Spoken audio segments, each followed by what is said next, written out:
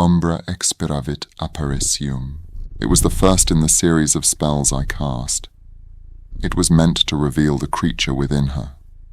I watched what little remained of the mark on her chest flicker with resistance. Umbra expiravit apparitium, I repeated with greater intent.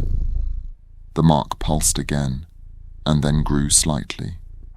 The hum of the runes deepened, vibrating through the stone floor beneath us. Threads of silver light wove upward from the circle, delicate as breath, coiling around her limbs and chest like vines. Her body shuddered once beneath them, then stilled. She blinked slowly, lips parted to speak, but no words came. The potion had made her slow, pliant, but her heart still harbored the creature. The mark across her chest throbbed with sudden intensity, glowing faintly beneath her skin. I continued to mutter the spells, all meant to pull the thing from her and capture it within the basin. The words were old, older than most living wizards remembered. They tasted of iron and smoke, and the moment they passed my lips, the mark on her chest flared violently to life, black veins spreading outward like cracks in glass. A sound ripped from her throat. Not a scream, not quite. A gasp full of pressure, of something tearing loose. Her back arched against the cot, the runes flaring in unison, casting the entire chamber in flickering silver. I pressed my free hand to her sternum, over the mark, feeling the unnatural chill there as the obscurus began to stir in earnest. The shadows rose, black smoke leaking from her chest like ink in water, forming something shapeless and writhing in the air above her.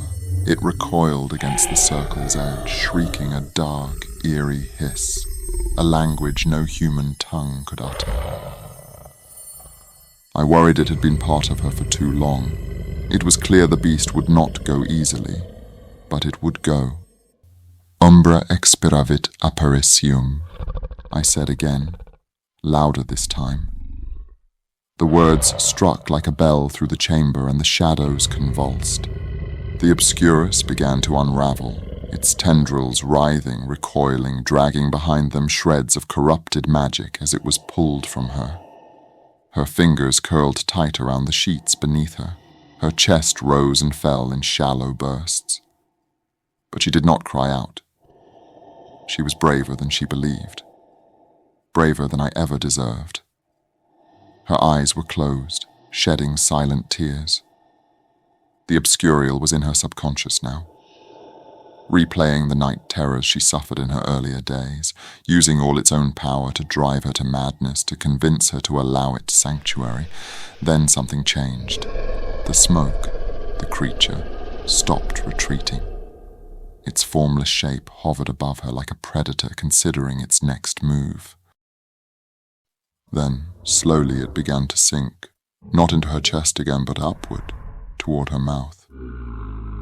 No, I muttered, but it slithered in. A thin tendril of black curling through her parted lips, drawn behind her eyes like oil polluting clear water. She jerked beneath my hand, her eyes snapped open wide, and I saw it there, just for a moment. Not her, something else looking back. Her breath caught in her throat and her limbs thrashed against the cot. The runes pulsed faster. The creature had found a place to hide. It's in her mind. I stood so quickly the stool behind me toppled over. My wand trembled in my hand, not from fear but from the surge of dark magic the obscurus exuded now, poisoning her thoughts from the inside.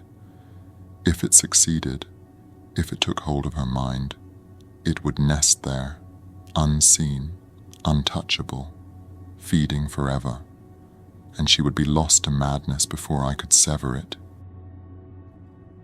She groaned low in her throat, a sound more feral than human. Her fingers twitched as if clutching invisible threads tangled in some vision I could not see. I crouched beside her again and took her face in my hands, gently, firmly. "You have to fight it," I whispered. "Do you hear me? It's trying to trick you. twist what's real. Her eyes fluttered, caught somewhere between the present and whatever storm raged inside her head. I drew in a breath, steadying myself. Then I pressed my wand lightly to her temple. Legilimens. Her mind opened like a floodgate, and I followed after her. I expected a vision of chaos and terror, but instead found euphoria. She stood barefoot at the edge of the sea, her white cotton dress trailing behind her in the wind. The ocean was calm in a way the waking world never was. The sky above glowed in soft hues of lavender and silver, the last breath of twilight. A hush blanketed everything, not silence, but serenity, a perfect stillness. She turned toward me with a smile that made my chest ache. There was no pain in her features, no strain, no weariness, just peace. Her hair stirred gently in the breeze, touched by salt and wind. She raised her eyes to mine, and for a moment, it was as though she needed no words at all. She stepped closer, the sand untouched beneath her feet, her presence weightless but vivid. Her hand found mine, warm and steady, clinging as though the act alone might bind me here with her. There was a plea in her gaze, desperate, raw, a plea for permanence, for this fragile beauty to last forever. I felt the tide pulling at the edge of the dream, the sound of the real world beginning to rise, pressing through, calling me away.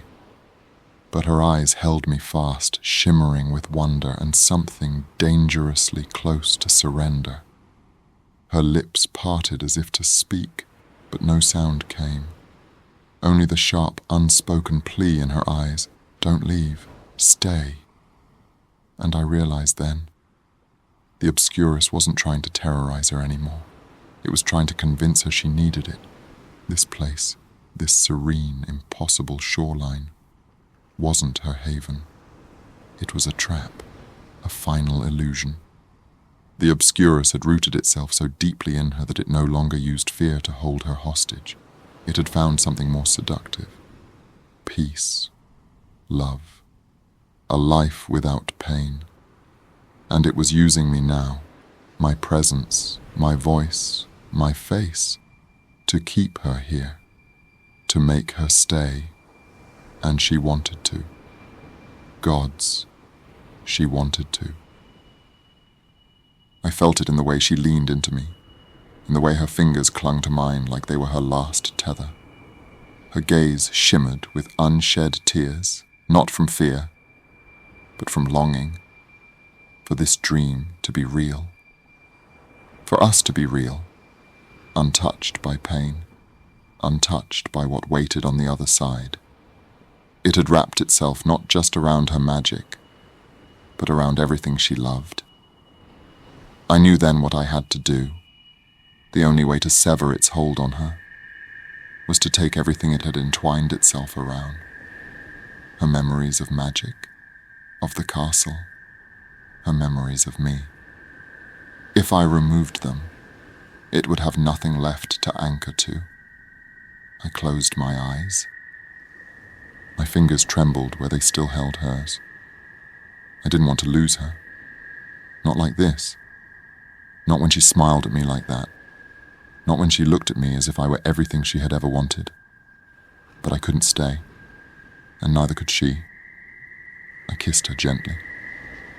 "I'm sorry," I whispered, my voice breaking. Her smile faltered as the dream began to ripple, the wind shifting, the sky dimming. She looked confused, afraid. I leaned forward and pressed my forehead gently to hers. "You won't remember," I breathed, "but you'll be free." Her eyes widened, a silent protest forming too late. Already I was dissolving from the beast's illusion, and in the real world, sterile, silent, still, I raised my wand. Obliviate.